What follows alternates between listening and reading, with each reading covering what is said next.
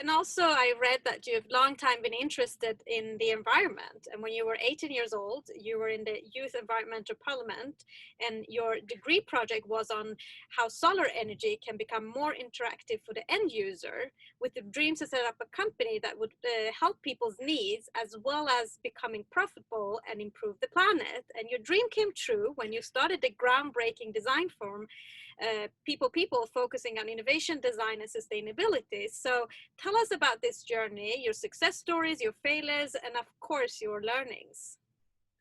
I think the dream is true when we are on a sustainable planet, in the sense sustainable for humans, and we're pretty far from that. So I wouldn't say any of those dreams are coming true quite yet. It's a very, very long road ahead, and the urgency is ever more present. But it was a dream to start a design firm with some of the best designers in the world. My co-founders all worked at Nokia at the time, and they started working at Nokia before iPhone. So that was like when Nokia was the big thing. And for them to quit their job and move from Helsinki back to Stockholm to start a company with me was one of the best moments in my life, to have that feeling of never doubt that a small team can change the world. Indeed, it's the only thing that ever has. That was really our ethos at People. And but we've been front row in the kind of innovation processes of big companies like IKEA and Samsung, and developing new products. And it's really hard incorporating sustainability. I think the agenda it moved up the corporate agenda a lot in the last 10 years, but it's still kind of like treated as accounting rather than innovation. Why? Sorry to interrupt you. Why? It's the do less bad. So the first step for a lot of companies is just measuring their impact, and it's typically huge. And they put kind of an accountant on that role, and that accountant is sitting up in a castle tower, kind of like Father Farah in this famous show, but like the wise person up in that castle tower, and it's visited once a year, and he's dusting off the books and like, here is our CO2 footprint. We reduced it 4%, and that doesn't really change corporate culture. So I think, but the feeling of actually innovating and actually changing a business model to something that people understand, that's real change, and that I think motivates across the board.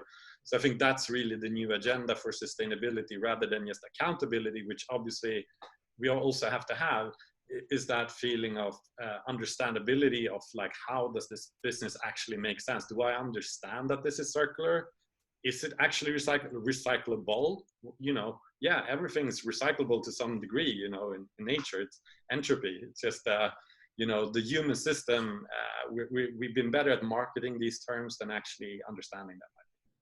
And what kind of success stories can you tell us about back then that you were able to involve sustainability when it wasn't really on the agenda, which is more today? Do you have a story to tell us?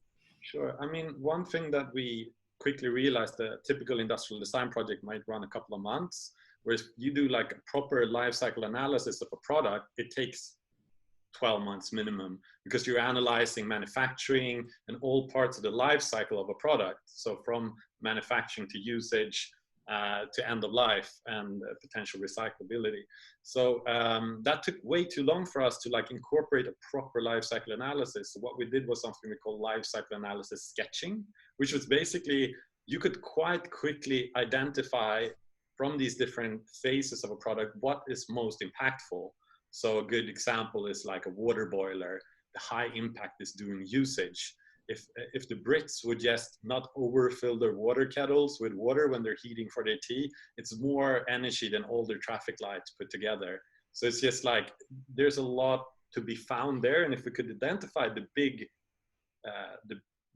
staple in the diagram, that would be the kind of horns on the devil, so to say. So if you could take one or two of those and innovate just around that, then there would be an entry point for us where we could make a difference within that short time frame that we had engagement as industrial designers. And a lot of impactful decisions are made in the manufacturing process, but typically it might be really tricky to get a company like Electrolux to switch from one material to another. because they're so well established in their supply chain and all the levels of quality assurance that goes into that. To just change the material is typically quite hard. But whereas like lightweighting one material or addressing one aspect like that is totally feasible. So that was kind of our entryway to actually feel that we did make an impact, even if we had a shorter scope or an intensive sprint on design. So that's a good example, I think, of how the design tools can kind of map to the challenges of sustainable design.